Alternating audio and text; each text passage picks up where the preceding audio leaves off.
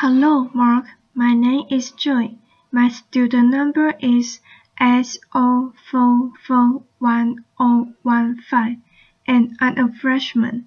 I'm going to read a speech titled 10 Ways to Have a Better Conversation by Celeste Headlee.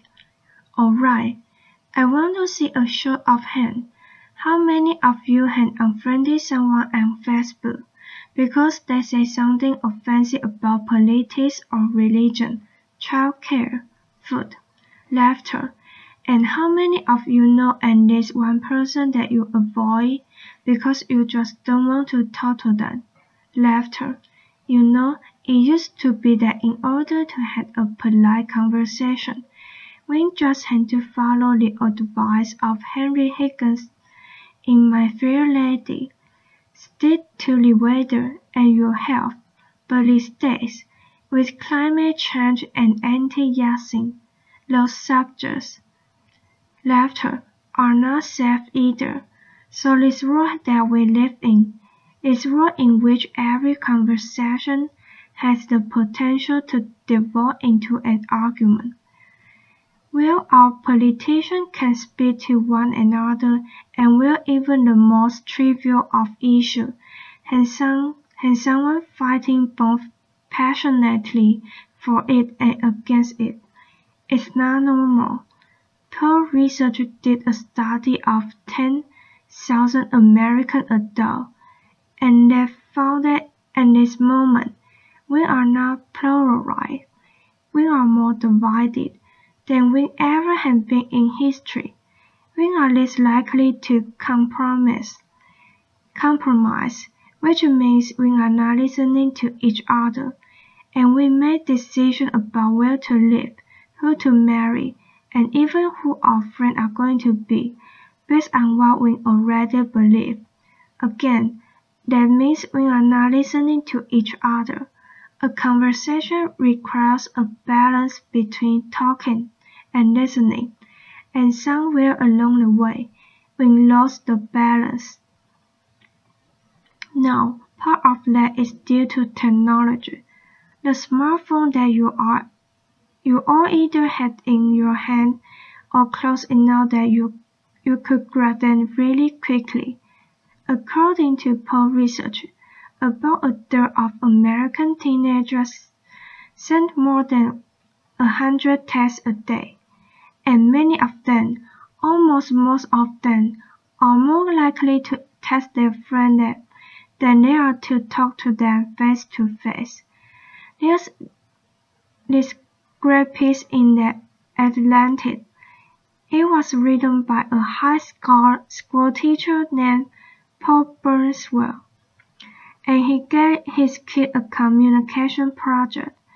He wanted to teach them how to speak on a specific subject without using notes, and he said this: I came to realize, laughter, I came to realize that the conversational competence might be the single most overlooked skill we fail to teach.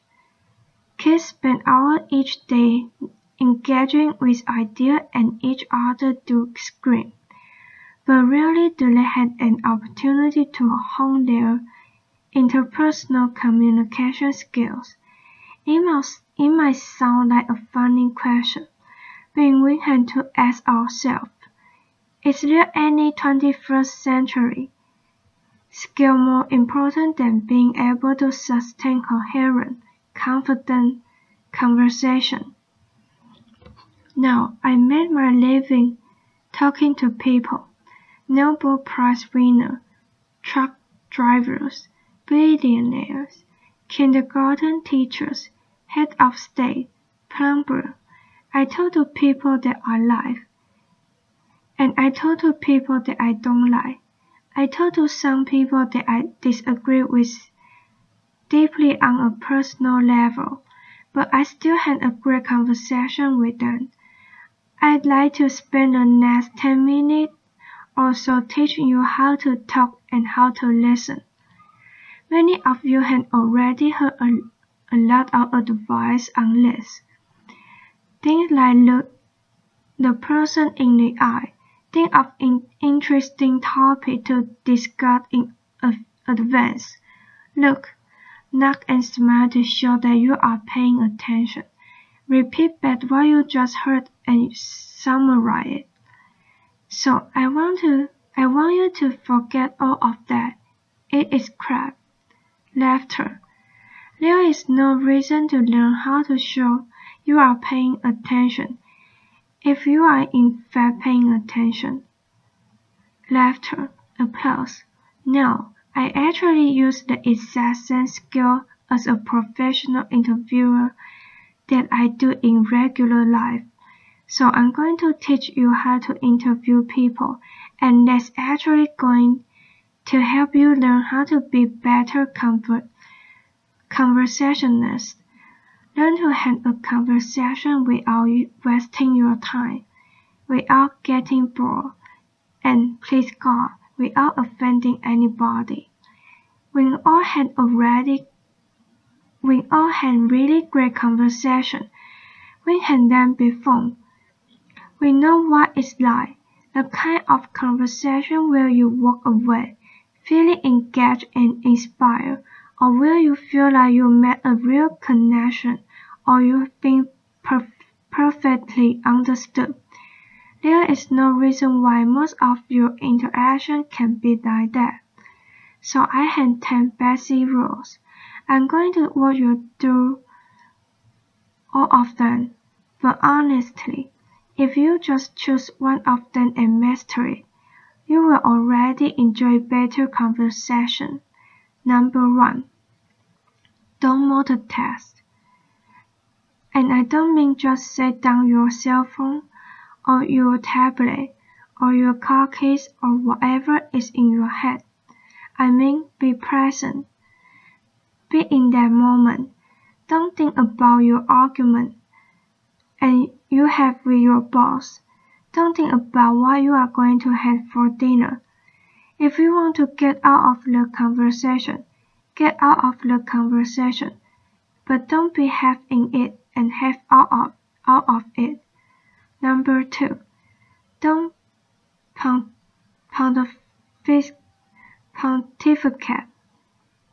If you want to state your opinion without any opportunity for response or argument or pushback or growth, write a blog. Laughter. Now, there's a really good reason why I don't allow punting on my show. Because they are really boring.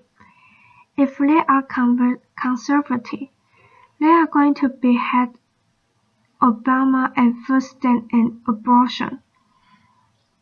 If they are liberal, they are going to have Big Ben and oil corporation and Dick Cheney. Totally predictable. And you don't want to be like that.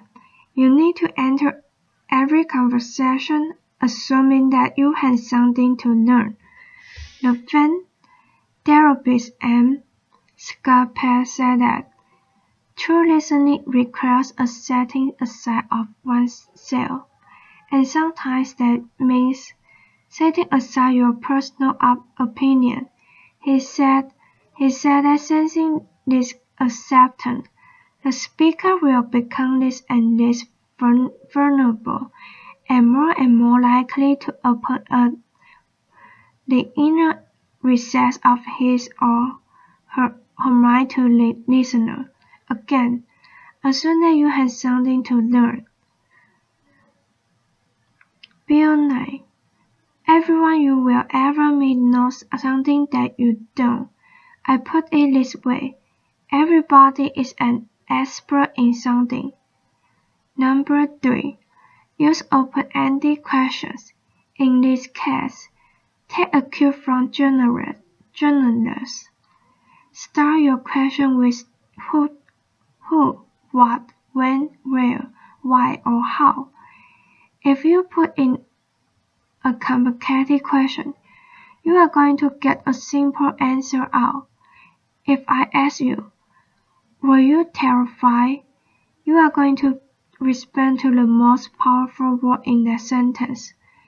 which is terrified, and the answer is yes, I was, or no, I wasn't. Were you angry? Yes, I was very angry. Then describe it. That's the ones that know. Try asking them things like, what was that like? How did that feel? Because then they might have to stop for a moment and think about it. And you are going to get a much more interesting response. Number 4. Go with the flow. That means thoughts will come into your mind, and you need to learn that you need to let them go off of your mind. We heard interviews often, in which a guest is talking for several minutes, and then the host comes back in and asks a question which seems like it comes out of nowhere, or is already being answered. Then that means the host probably start listening to minutes ago because he thought of this really clever question, and he was just bound and determined to say that.